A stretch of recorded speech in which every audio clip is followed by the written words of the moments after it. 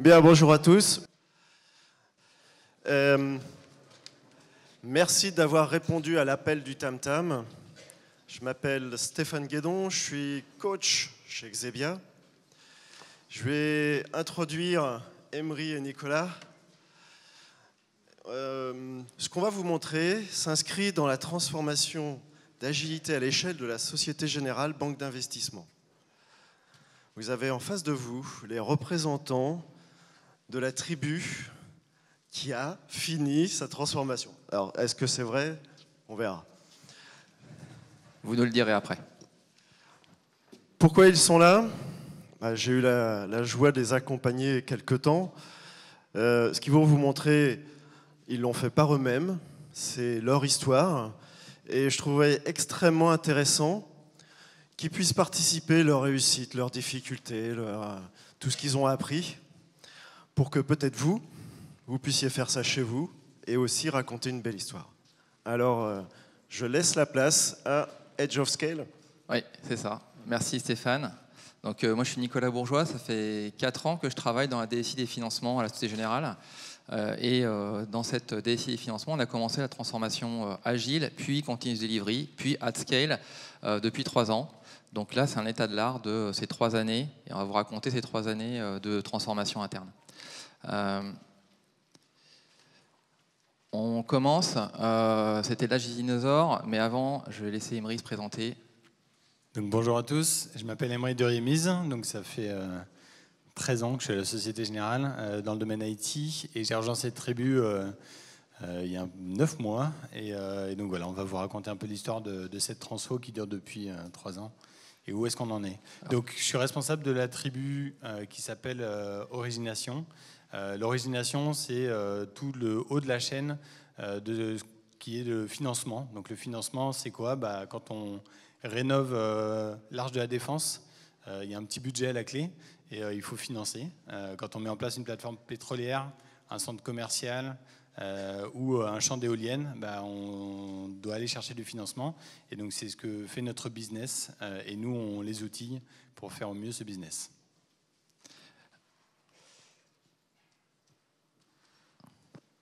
Donc, on a décomposé cette présentation en 3 phases, d'où les tam-tams. Ça va commencer avec les dinosaures.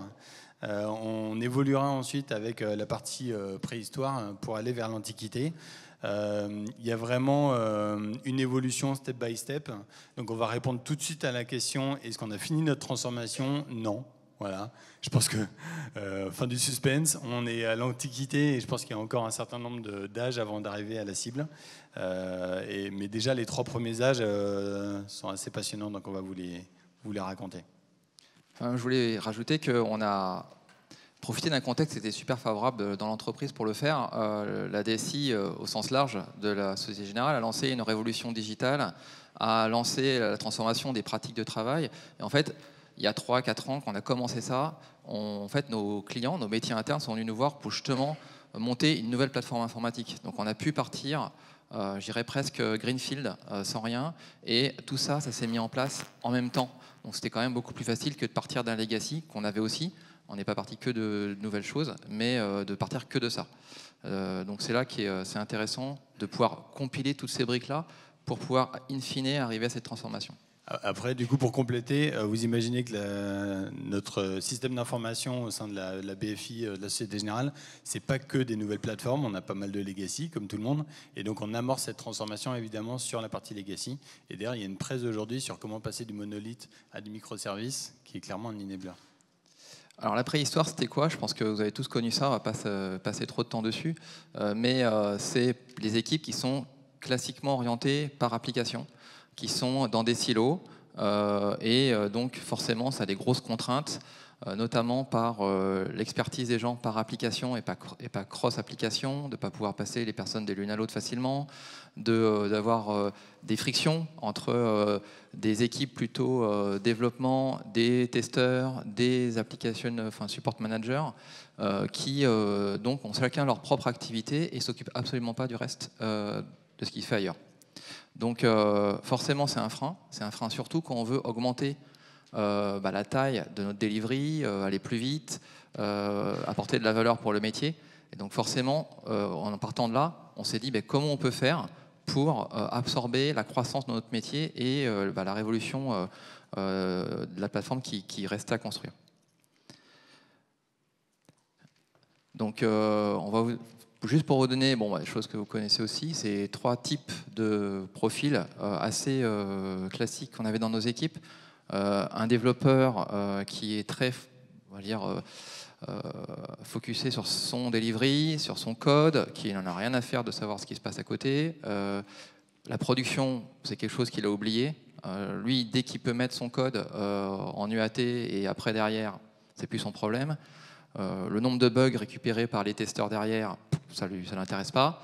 Et bien sûr, je schématise, mais grosso modo, c'est les pratiques qu'on pouvait rencontrer. Donc, peu d'interaction, peu de coopération, et forcément des gens qui sont juste priorisés sur leurs propres tâches et leur expertise. Le business analyst, alors c'est très symptomatique par rapport à ce qu'on fait maintenant. C'est passer des semaines, des mois à faire la plus belle spécification fonctionnelle possible pour quelque part traduire au mot près ce qu'on voudrait avoir dans 6 mois ou 1 an. Vous pouvez imaginer que dans un monde de plus en plus rapide, dans des besoins qui évoluent sans cesse, ça pose quelques soucis. Et enfin, le support qui vivait dans sa bulle, qui n'était absolument pas au courant de ce qui pouvait se passer. Alors forcément, il y a des choses qui étaient faites, mais pas au jour le jour. Ça, c'était quelque chose qu'on a hérité du passé, où il a fallu spécialiser les gens. On pensait que c'était plus facile, qu'on gagnerait du temps, de l'argent. Et je pense qu'on en revient parce que justement, le lien entre ces personnes-là n'était pas évident. Le cycle en V, donc des projets qui duraient longtemps. Moi, il y a 4 ans, quand je suis arrivé sur le périmètre, on faisait 4 mises en production par an. On avait des projets qui duraient plusieurs années.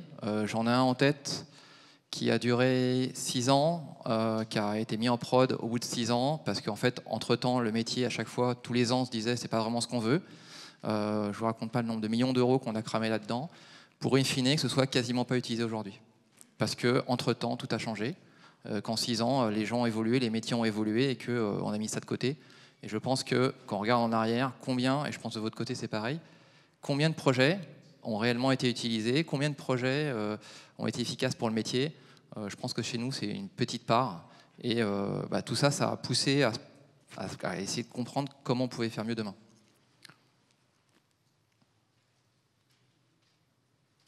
Alors les problèmes qu'on avait, ça vous l'aurez deviné de vous-même, l'efficacité des projets, je viens d'en parler, avec le temps pour mettre en place tout ça, passer par toutes les étapes et toutes les équipes que j'ai mentionnées au début.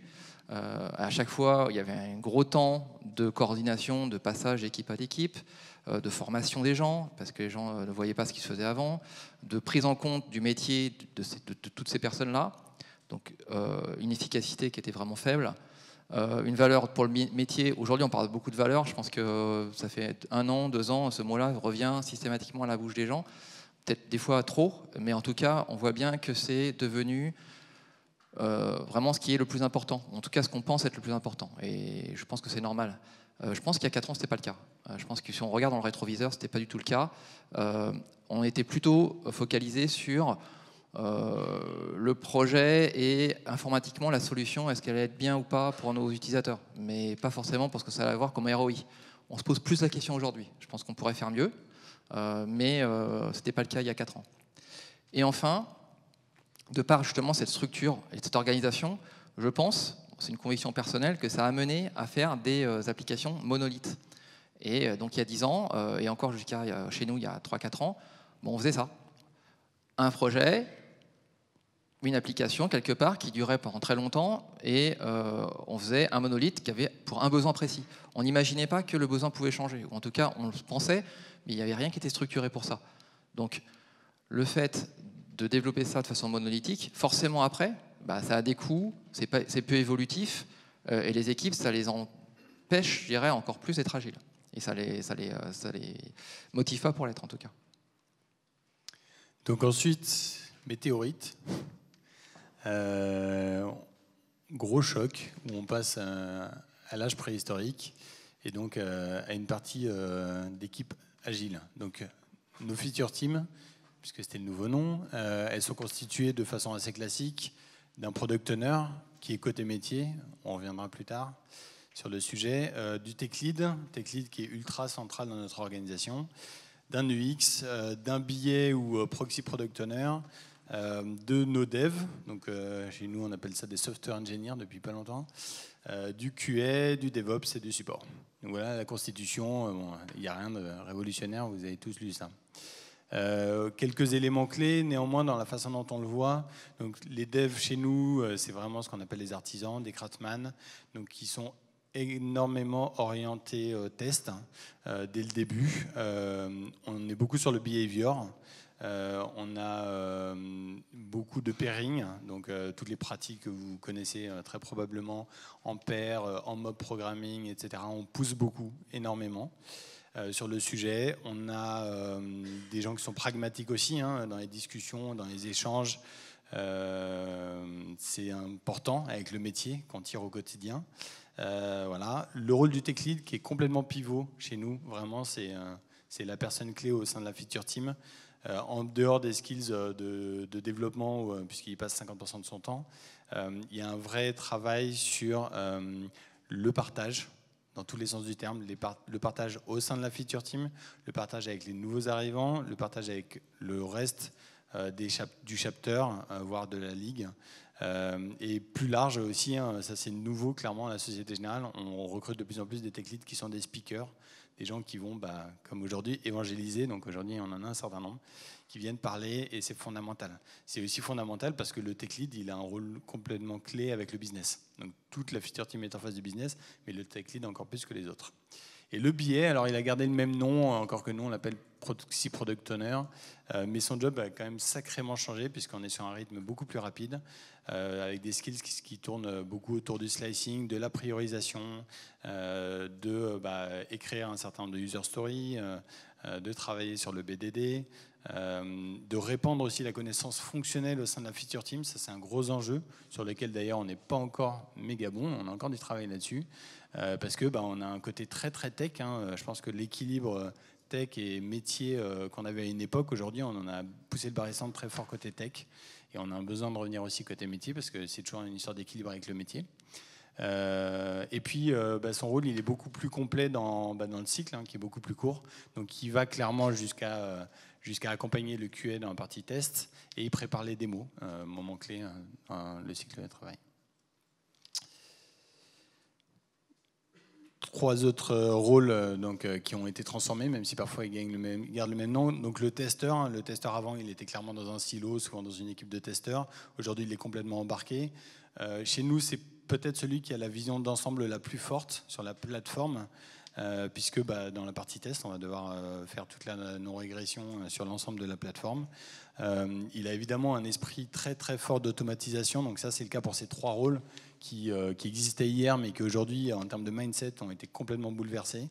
Ça aussi, c'était pas forcément le cas avant. Il est en contact vraiment très rapproché avec le métier. Avant, le testeur, il voyait rarement le métier. Sur la partie DevOps et Ops, alors on se cherche encore sur les noms, parce que DevOps, on considère que c'est pas un job, que c'est plutôt un mindset, une façon de travailler. On va dire qu'il y a, de notre point de vue, il y a 2 rôles. Il y a celui qui opère la plateforme, l'expert de la plateforme, celui qu'on appelait Ops à une époque, l'ingénieur technique. Celui-là, il a basculé dans un mindset où clairement il pousse à l'automatisation, sans forcément coder systématiquement lui-même. Parce que c'est déjà une skills très très forte de réussir à opérer des plateformes aussi complexes que la nôtre. Et puis à côté, juste à côté de lui, il a un gars qui est un dev avec un mindset justement très compatible Ops et qui lui va synchroniser avec l'Ops pour automatiser un maximum de choses. Donc là, on a beaucoup poussé, on est plutôt en avance au sein de la Société Générale sur le sujet. On est parmi les premiers à avoir des services, des microservices en production sur Docker. On y croit énormément, on est encore au milieu du gué. Voilà, il se trouve que pour des problèmes de contraintes réglementaires, on est dans un cloud interne avec des API internes et voilà, ce qui fait que c'est un peu plus long pour devenir mature sur ces sujets que si on utilisait les grands du marché. Et le support, il a gardé le même nom, mais pour le coup, son job a complètement changé. Avant, il subissait, il morflait. Maintenant, il est vraiment acteur. Donc, son job, c'est de réduire le flux entrant, de rendre l'utilisateur aussi autonome que possible, d'être intégré dans le cycle de vie du produit, de remonter dans le backlog tous les axes d'automatisation qu'on puisse. Et puis, il est hyper clé parce que c'est lui qui a les utilisateurs au quotidien. Et ça, aujourd'hui, c'est une vraie demande de la feature team. Donc, on a commencé par mettre des feature teams, les unes à côté des autres. Super efficacité en local, sur l'entité feature team, ça marchait très bien. Mais quand on commence à en mettre 1, 2, 3, 4 en parallèle, tout à coup, ça devient un peu le bordel, forcément. Le chaos n'est pas très très loin. Donc on est très enthousiaste, on y voit déjà pas mal de valeur, mais en fait, ça ne suffit pas en soi. Et on a vu assez vite des pratiques divergentes, des confusions entre les feature teams, des désaccords, voilà, parfois même des tensions. Donc clairement, il était nécessaire d'ajuster cette première organisation qui était prometteuse, mais qui ne suffit pas. Alors justement, cette première organisation, c'est l'Agile V1, je dirais, c'était il y a 2 ans.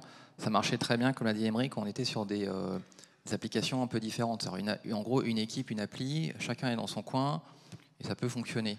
Ce qui a changé avec le programme sur lequel on a travaillé depuis 2-3 ans, c'est justement la mise à l'échelle. Alors aujourd'hui, tout le monde en parle, c'est un peu le mot à la mode. Nous, on l'a commencé avant qu'on commence cette transformation Agile à Scale, parce que justement, on était confronté à des problèmes. Et donc, il fallait les résoudre. Et pour les résoudre, un des premiers points, en plus de travailler sur les mindsets des personnes qui composaient ces équipes, vous l'aurez compris, les personnes, les profils qu'on vous a montrés, l'important, c'est le changement de mindset. C'est leur expliquer comment demain, en feature team, on peut mieux travailler et être plus efficace. Donc ça, on a beaucoup travaillé au début. Et il nous manquait quelque chose. Il nous manquait le lien avec le métier. Et clairement, on a poussé énormément, parce que ce n'était pas du tout la culture du métier à la SG, de prendre en main des projets. Et ce qui a vraiment changé, c'est qu'ils ont fait le pari de nous accompagner dans cette démarche-là et de jouer ce rôle vraiment de plus en plus fort de product owner et de product manager. Et là, donc, je dirais, c'est la clé du passage sur cette partie at scale, cette organisation de plusieurs équipes pour faire un même produit. Et c'est ça l'intérêt, c'est qu'on arrive à mettre autant d'équipes, alors j'imagine bien qu'il y a des limites, mais autant d'équipes qu'on le souhaite pour demain construire une même plateforme. Ces 3 profils clés qu'on a identifiés et sur lesquels on a travaillé depuis 2 ans, c'est le chapter leader. Alors, vous avez tous été abreuvés de documents, de blogs sur la transformation Spotify ou autres. Nous, on s'est aussi beaucoup inspiré d'eux. Et donc, on a monté des chapters par profil pour que justement les mêmes profils de chaque feature team puissent travailler ensemble, réfléchir ensemble sur une façon homogène de travailler pour que des façons de tester ou d'automatiser dans l'une et la même de celle d'à côté, que au niveau des techs, forcément les méthodes de travail, mais aussi les patterns soient identiques, et ça on a beaucoup travaillé avec nos architectes là-dessus. Tout ça pour donner une homogénéité et donc de l'efficacité, qu'on soit cohérent dans la construction de cette plateforme. Deuxième profil important, Tribe Manager, donc c'est Emery et moi, c'est notre rôle aujourd'hui, c'est l'huile dans les rouages, pour faire simple. C'est bien, en fait, c'est mieux d'avoir des petites feature teams indépendantes, mais en fait, elles restent indépendantes par essence pour travailler avec le PO métier qui a son besoin. Si vous n'avez pas l'huile dans les rouages, forcément, il y a des choses qui coulissent mal. On dit demain équipe autonome, on veut enlever les couches de management, c'est ce qu'on est en train de faire, donner plus de pouvoir au chapter lead, qui va justement pouvoir driver ces équipes transversalement. Mais vous avez besoin d'avoir un pilote dans l'avion, encore aujourd'hui, peut-être que demain ça changera, mais son rôle est clé, parce qu'il est responsable vis-à-vis du métier pour le delivery de la plateforme en général. C'est lui aussi qui va travailler avec le product manager. Donc là, élément clé côté métier. Chez nous, en tout cas, le product manager, c'est celui qui pilote le programme, qui a la vision de la plateforme finale, en tout cas ce qu'il aimerait construire, en lien avec les product owners, qui sont chez lui, dans son équipe métier, et en lien avec les utilisateurs. C'est lui qui collecte les besoins, qui les priorise, et on verra après comment on s'y prend. Parce qu'en fait, c'est ça, majoritairement, sur quoi on a travaillé ces 2 dernières années. Alors aujourd'hui, voilà à quoi ressemble globalement notre organisation. Un set de feature teams composé des profils que vous avez vus avant. La clé, c'est qu'on les a colocalisés. On a essayé, hein, bien sûr, on a été poussé, comme dans toute entreprise, à faire du offshoring à moitié, un tiers, et tout ça, mais au final, on a vu que ce n'était pas forcément pertinent. Et donc, on a failé, on a eu des échecs, et finalement, on est revenu à une vision assez classique des feature teams, colocalisées, et vous verrez après qu'on a réussi à en faire dans différents sites. Donc, on peut faire une tribu avec des feature teams colocalisées elles-mêmes, mais qui peuvent être dans différents sites. Le point important, c'est pour une feature team, c'est quand elles font quelque chose, c'est elles qui le supportent. Si justement le développeur que je mentionnais au début, au niveau des dinosaures, faisait des devs qui étaient plein de bugs, c'est lui demain qui les supporte en production. C'est lui demain qui va travailler avec le support à la résolution de ces bugs. On a aussi beaucoup bataillé, ça peut paraître bizarre pour vous, mais avoir des UX dans nos équipes. Parce qu'une grande société comme la Société Générale, forcément, il y a plein d'endroits qui pensent mieux que les autres, et donc qui pensaient que les UX serait beaucoup mieux de les avoir dans un coin, à faire que ça, et pas du tout dans les feature teams. Et je peux vous dire que c'est encore en cours, et que c'est pas fini. Et d'ailleurs, c'est grâce à ça qu'on a une aussi jolie présentation. On a Théo qui est pas loin, voilà, qui est apprenti UX, et c'est grâce à lui qu'on a des presses aussi belles. Ouais, comme quoi ça peut servir d'avoir des... Ça peut servir d'avoir des créatifs dans les équipes techniques et ça nous change la vie. J'avais été venu témoigner ici même il y a 2 ans sur ce sujet-là et c'est vraiment top. Et ça continue à être top. Donc on a investi là-dessus et on continue à investir. Mais là aussi, il faut dans une tribu avoir un UX. D'ailleurs, si je prends cet exemple-là, qui est très révélateur, d'avoir un chapter lead UX. Parce que si vous avez des UX dans chaque feature team qui vont travailler sur des composants différents d'une même plateforme, vous avez de temps en temps le product manager qui vient nous voir en disant c'est bizarre, c'est pas très homogène.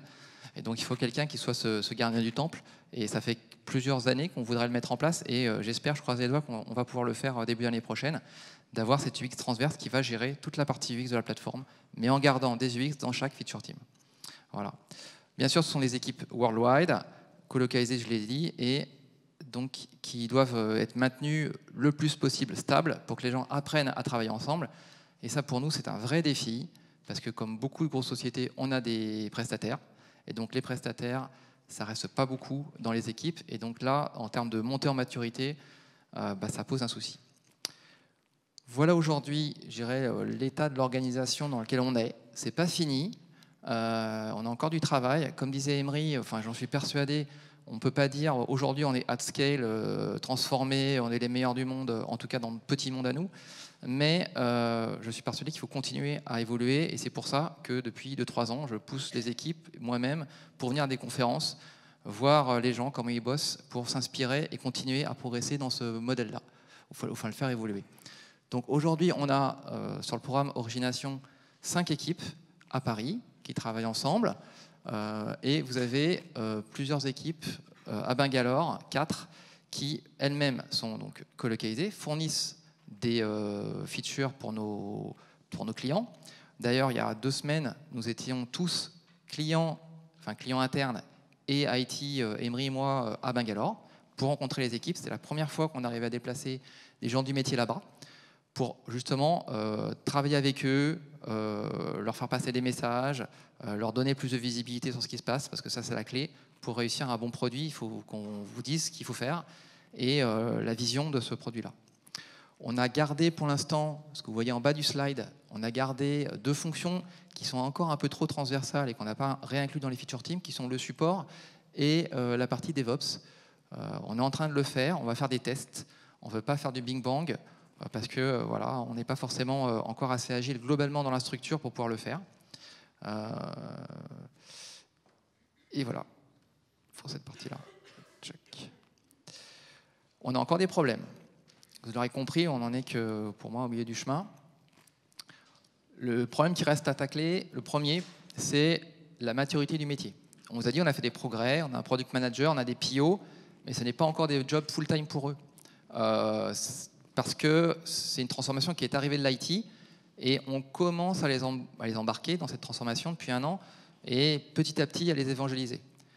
Ça nécessite du temps, beaucoup de conviction, de travailler avec eux de façon très proche, leur montrer que c'est efficace.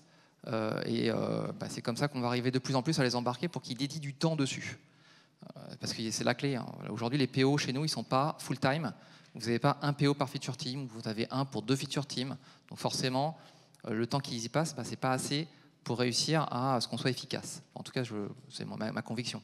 C'est pour ça qu'on a des PPO, donc des Proxy Product Owners, qui font l'intermédiaire. L'évolution du produit aussi, du coup, comme ils n'ont pas assez de temps, ils n'arrivent pas à être assez en avance sur l'évolution du produit, à avoir cette vision de qu'est-ce qu'on fait dans 6 mois ou dans 1 an. On arrive à avoir une vision à 3 mois, et c'est pas assez. Les équipes, elles ne voient pas vraiment sur quoi elles vont travailler dans les prochains mois. L'autre problème, c'est la consistance technique, et pas que, transversale. Quand j'ai mentionné, les chapters, c'est bien, mais il faut que les gens qui soient dans les feature teams, elles soient convaincus que c'est quelque chose qu'il faut mettre en place et qu'il faut continuer, que ce soit pérenne. Aujourd'hui, il y a encore des choses à faire dessus. Les silos sont toujours là, et je pense que la transition avec des chapter leads et l'investissement qu'on va faire dans l'année prochaine sur les chapter leads va nous permettre d'avoir des forces de rappel transversales qui vont nous aider dans ce mode-là. Troisième problème, c'est ce qu'on appelait la priorisation at scale. Donc c'est vraiment toute la démarche de priorisation globale à tous les niveaux de l'organisation. Alors je ne sais pas si vous êtes familier du modèle SAFE, sur lequel nous on s'est basé pour faire cette organisation-là.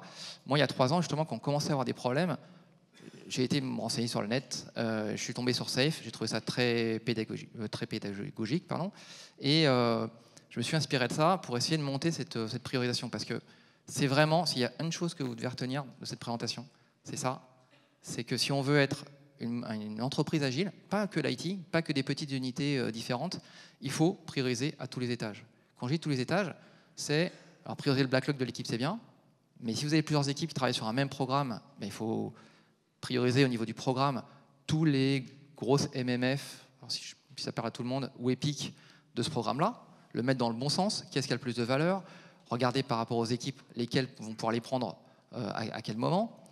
Et enfin, comme ces programmes, ils ont des budgets, et qu'on est dans une grosse société, et que les grosses sociétés, elles font des budgets annuels, ce qui n'est pas très agile, et forcément, il faut aussi remonter d'un cran et aller prioriser les budgets, regarder comment on construit ce budget, combien on veut investir d'argent, et pas combien l'IT, ça va vous coûter de faire telle ou telle chose.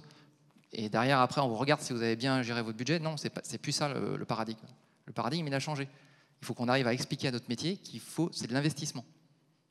C'est de l'investissement. Vous avez un besoin, vous voulez gagner de l'argent, investissez. Et nous, en fonction de l'investissement qu'on a, on va mettre le setup, on va prioriser et on vous délivrera le plus de valeur possible. Donc voilà ce problème, et c'est un gros challenge. Du coup, on est sympa, on va vous proposer des solutions avec nos problèmes. Même si on vous les met sur la table, c'est qu'on est encore quand même au milieu du chemin. Le premier, j'imagine que vous avez peut-être lu autour de la transformation d'ING. ING, ils ont lancé leur transfo sur base du business. Nous, on ne l'a pas lancé exactement. Alors, à l'échelle de notre tribu, oui. On avait des gens qui étaient vraiment convaincus en face. À l'échelle de l'IT, de la BFI, pas vraiment. C'est l'high-tech qui pousse beaucoup. Ça, c'est un vrai sujet. Clairement, c'est une transformation d'organisation.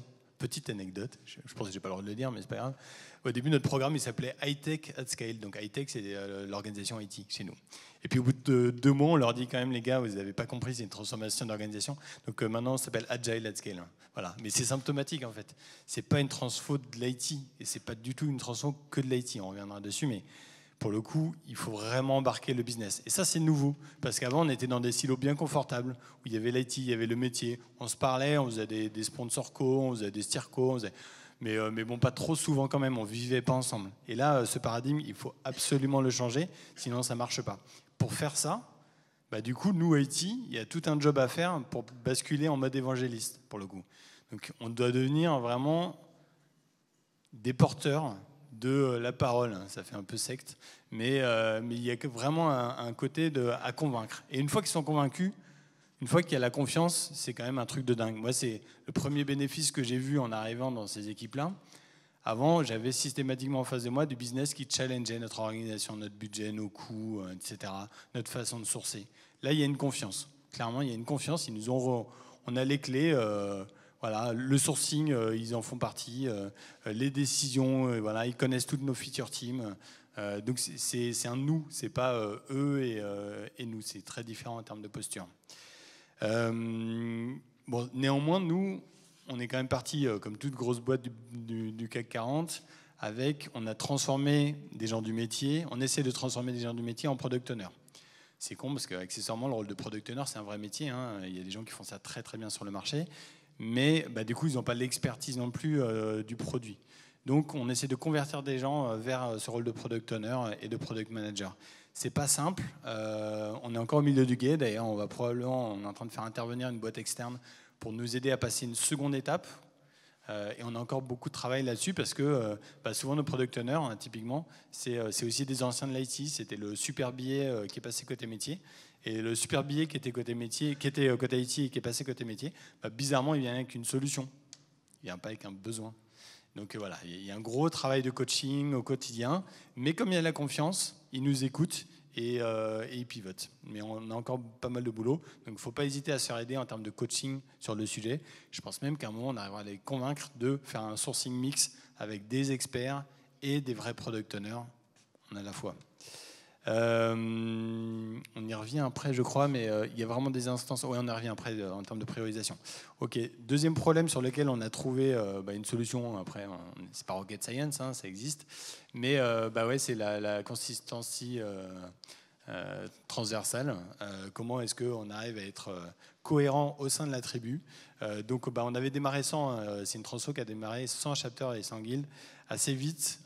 Ça a été un petit bordel. Donc même quand on a une tribu, si on n'a pas cette corde de rappel, cette force de rappel, ça peut très vite partir dans chaque feature team utilise sa practice, sa nouvelle techno parce qu'ils sont gourmands, ils ont vu un truc, ils avaient envie.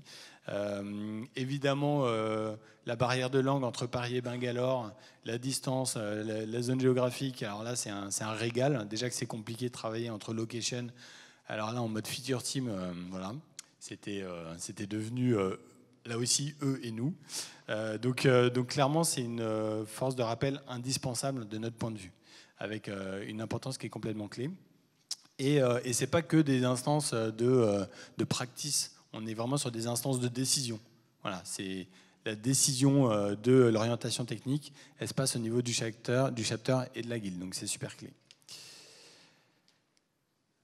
Sur la partie priorisation, donc là c'est pour le coup, en effet, on s'est inspiré de Safe. Hein, encore une fois, on n'a pas forcément inventé quelque chose, mais c'est quelque chose. Il y a deux éléments qui sont vraiment très clés. Le Scrum of Scrum, qui va réunir un certain nombre de rôles clés, côté PO, BA et UX, à chaque sprint, où là, on a un moment de coordination qui fait que on ne va pas se marcher sur les pieds pendant le sprint. Le deuxième truc qui est vraiment, ça peut paraître bateau, c'est une fois tous les 3 mois, on met le product manager, les PO, les feature team lead autour de la table, et on se projette à 3 mois et à 6 mois. Ça peut paraître rien, c'est 1 heure de temps dans notre agenda et ça fait toute la différence parce qu'on projette, on se pose les bonnes questions, on va donner de la visibilité aux feature team qui en demandent énormément et puis on a juste la capacité. Donc c'est vraiment complètement clé. Et puis après, il y a aussi un rôle clé sur le product manager à coordonner les product owners entre eux. Donc ça, on ne va pas vous le cacher aussi. Parfois, entre PO, ils ne sont pas d'accord, ils ne s'entendent pas. Ça donne des jolies gestions de conflits. Et comme on est une équipe, une feature team, forcément, quand les PO ne s'entendent pas, ça déteint assez vite entre les feature teams. Donc là aussi, on a un gros job de ce côté-là. Alors, la bonne nouvelle.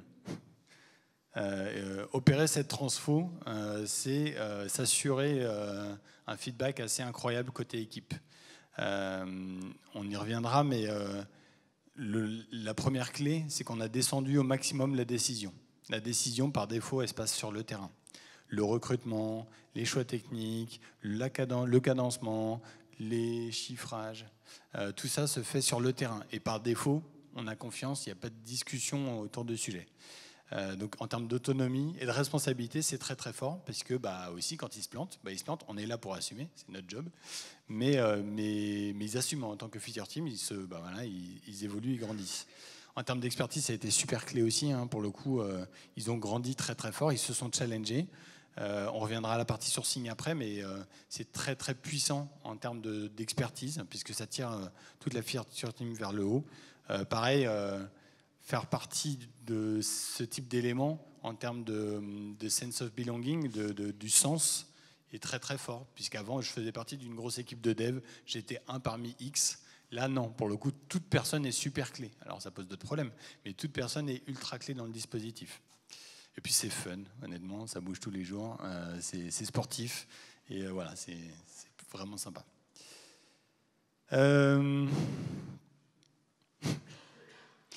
Quelques éléments pour, si vous voulez démarrer, et, des erreurs qu'on a faites et sur lesquelles vous pourriez aller plus vite que nous. Donc le premier, comme je l'ai dit, c'est ultra clé de convaincre le business. Vraiment, d'ailleurs, démarrez pas si vous avez des freins complets côté business. Allez chercher de l'aide à l'extérieur, en interne, des bouquins, faites-les lire, faites-les regarder des vidéos, etc. Une bonne nouvelle, c'est que toutes les boîtes françaises sont en train de tourner en tech company. C'est très rigolo. Il y a 2 jours, on avait Frédéric Oudéa qui présentait l'ambition de la Société Générale. C'est incroyable, en 3 ans, maintenant, on a l'impression de voir un CIO qui est speaker sur le sujet. Donc, la bonne nouvelle, c'est que c'est hyper tendance. Donc, côté métier, on les voit aussi basculer vers un rôle IT assez prononcé. Donc, c'est bon pour leur CV, c'est bon pour leur carrière. Donc, profitez-en, il y a un momentum.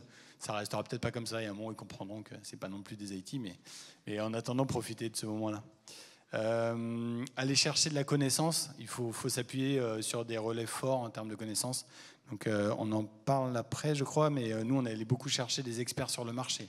Donc ça nous a posé des problèmes parce que du coup, on a un sourcing mix, on a énormément d'externes et peu d'internes. Donc maintenant, on est en train de redresser la balance de ce côté-là. Mais enfin, c'est clé puisque c'est pas inné. Et s'appuyer sur des gens qui ont déjà fait. Là, il me dit que hop, il va bientôt falloir arrêter.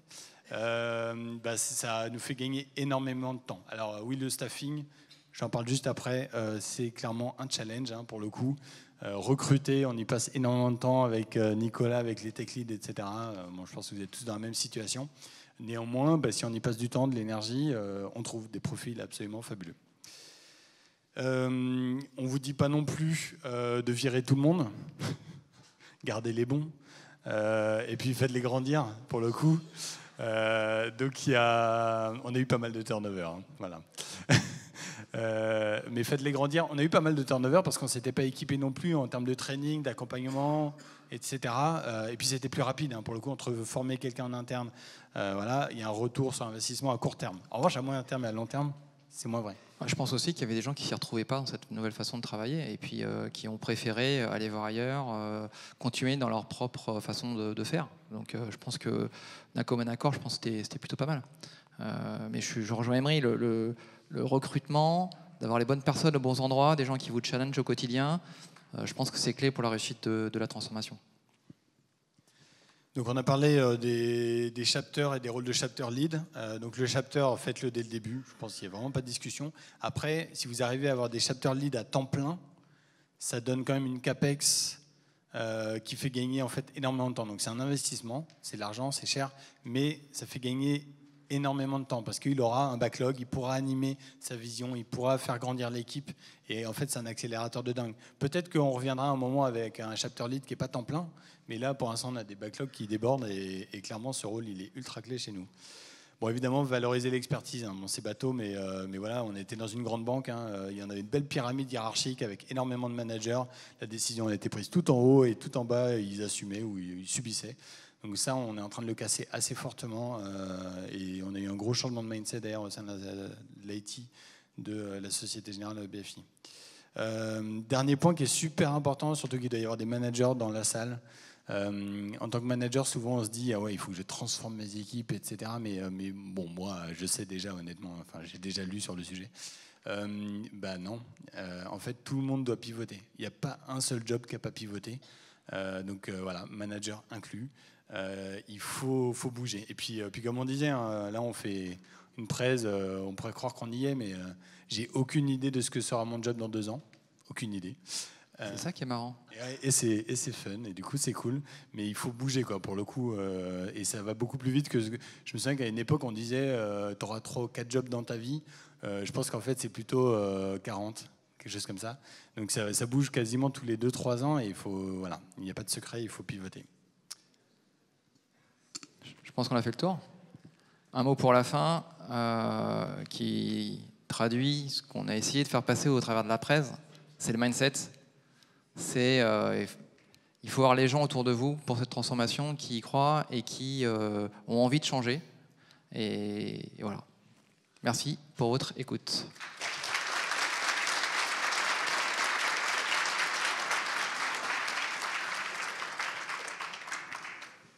Est-ce qu'il y a des questions ? Justement, la dernière partie, là, vous expliquez que tout le monde doit pivoter, que... Merci. Bonjour.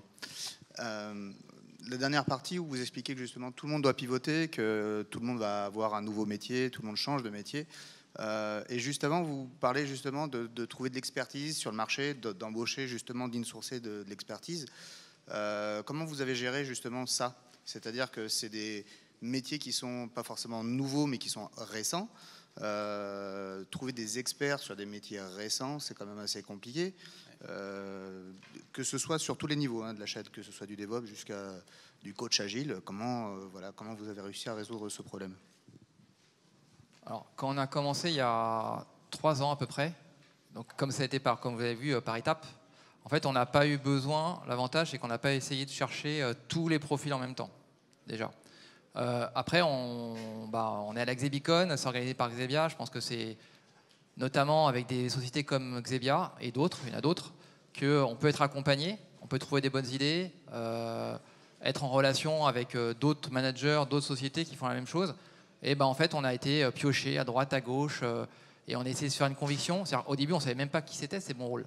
Donc en fait, on a pris des gens, enfin j'en ai une personne qui est dans la salle, bonjour David, David qui était Xebia il y a 3 ans, 4 ans, on l'a pris comme développeur, on avait besoin d'un dev, on voulait un dev agile, il est arrivé, il a foutu le bordel dans l'équipe, dans le bon sens du terme. Il est venu me voir tous les 2 matins, il me dit Nico, c'est pas possible, il faut qu'on fasse ça, machin, nan. Et quand on dit d'avoir des relais, c'est des gens comme ça. Et au fur et à mesure, en fait, on se fait le portrait robot des gens dont on a besoin pour pouvoir avancer. Et donc forcément, au fur et à mesure de ces convictions-là, et en parlant, en allant sur LinkedIn, en allant partout, dans des conférences, on essaie de trouver des profils comme ça qui eux-mêmes connaissent des gens. Et après, par bouche à oreille, on a ces personnes-là. C'est vrai pour les devs, c'est vrai pour les UX. Les UX, il y a 3 ans, on a pris un UX. On faisait un POC. On en a dans chaque feature team aujourd'hui. Par bouche à oreille, pareil, c'est un petit monde. On essaie d'avoir les mieux parce qu'ils savent que si on fait des trucs intéressants chez nous, qu'on a des UX dans les feature teams et c'est pas commun. Et donc voilà, ça donne envie aux gens de venir. Je ne sais pas si j'ai répondu à ta question. Et avant, on bossait qu'avec des grands noms de SS2I. Maintenant, on essaie de bosser avec les meilleurs petits, globalement. Donc ça a beaucoup changé aussi. Alors petit, tout est relatif. Xebia, c'est pas petit non plus. Mais voilà, pour le coup, c'est vrai que notre sourcing stratégie, elle a beaucoup pivoté. Et autre exemple, et David là aussi est un bon exemple, il y a des gens qui sont partis aussi au bout d'un moment parce qu'ils avaient fait leur tour. On reste en contact parce que c'est des gens très bien et on essaie de les faire revenir. Donc là, David est un exemple. On en a fait revenir un deuxième qui était des Ops chez nous. Il est parti 2 ans chez Ryanair et là on l'a fait revenir globalement. Il a tourné DevOps et ça va être notre DevOps lead. Oui, j'ai une question. Quel a été le degré d'implication des ressources humaines et des partenaires sociaux ? Alors on a notre RH dans la salle, Laetitia. Alors on a eu beaucoup de chance parce qu'on est tombé sur la meilleure RH de notre organisation. Donc elle était voilà. S'il vous plaît, la débauchez pas. C'est un gros challenge. Notre RH a été très bloqué à l'ancienne, comme dans beaucoup de boîtes du CAC 40. Il y a 2 ans, ils ont commencé à pivoter. Laetitia était pareil, le partenariat en fait, c'est la même chose. Une fois qu'on lui a expliqué, qu'elle a compris, qu'on lui a montré que c'était positif pour tout le monde, que les ressources agrandissaient, ça a bien marché. Après, on l'a fait à l'échelle d'une tribu. Donc la tribu a fait 130 personnes. C'est vrai que là, on se pose des questions. Quand tu bascules une organisation de 8000 personnes dans ce mode-là, quand je disais qu'on a eu pas mal de turnover, c'est pas grave. À l'échelle d'une tribu parmi 8000 personnes, c'est pas très grave. C'est vrai qu'il y a des questions pour le coup, quand tu bascules 8000 personnes, il y a tout un effort de formation, d'accompagnement, de pédagogie, etc., sur lesquels on démarre seulement. Donc c'est une vraie question. Mais là, on a eu des RH qui étaient vraiment moteurs. On adapte nos grilles de sourcing, nos façons de recruter. On est en train de tester des choses assez nouvelles parce que à l'époque, voilà. Donc tout change en effet au niveau RH aussi. C'est qui ? Ah, le monsieur qui est là. Tiens. Merci. Juste une question simple, c'est quoi la différence entre un chapter lead et un tribe manager en fait? Alors, le tribe manager, c'est vraiment le pilote de l'ensemble de la tribu, d'accord? Donc c'est l'ancien IT manager globalement de toutes les ressources. Le chapter, il se concentre. Alors nous, il n'est pas encore manager. Le chapter, c'est un leader. Peut-être qu'un jour on basculera en manager, mais il est responsable de toute une stack d'expertise. Donc tu as un chapter lead sur tous les UX, un chapter lead sur tous les tech, un chapter lead sur tous les DevOps, un chapter lead sur le support, etc. Donc c'est vraiment c'est d'abord un expert et un leader. C'est les deux capacités clés. Ouais, ce qui est compliqué. Mais oui, c'est les deux capacités clés. Voilà. C'est pour ça qu'on a du mal encore à basculer en manager en plus, parce qu'il y a une petite nuance entre leader et manager. Mais peut-être qu'on y viendra un moment. Alors que le tribe manager, c'est vraiment un manager. Bonjour. Oui, bien sûr, ouais, tout à fait. Le chapter, il fait partie de la tribe. Ouais. C'est ça ta question? Non, pour l'instant, on essaye d'avoir des gens qui sont juste à côté, dans la tribu, mais en dehors d'une feature team, comme je disais, parce qu'on a besoin de beaucoup de CAPEX.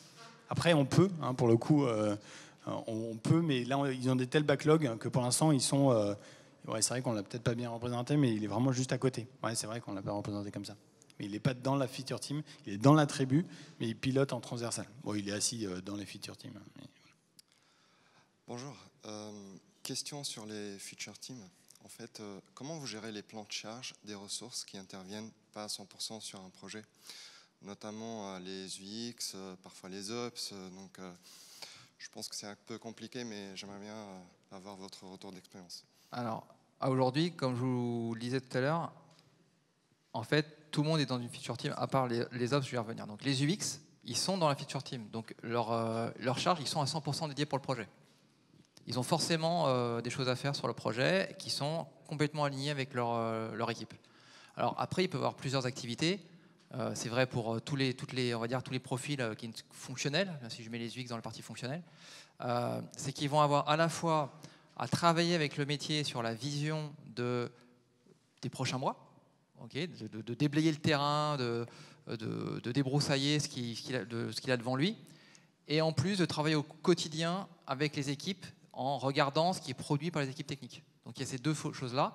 Et aujourd'hui, avec ça, plus des sujets transversaux qui sont nombreux, je parlais d'homogénéité tout à l'heure, ça prend beaucoup de temps si on veut faire quelque chose de qualité.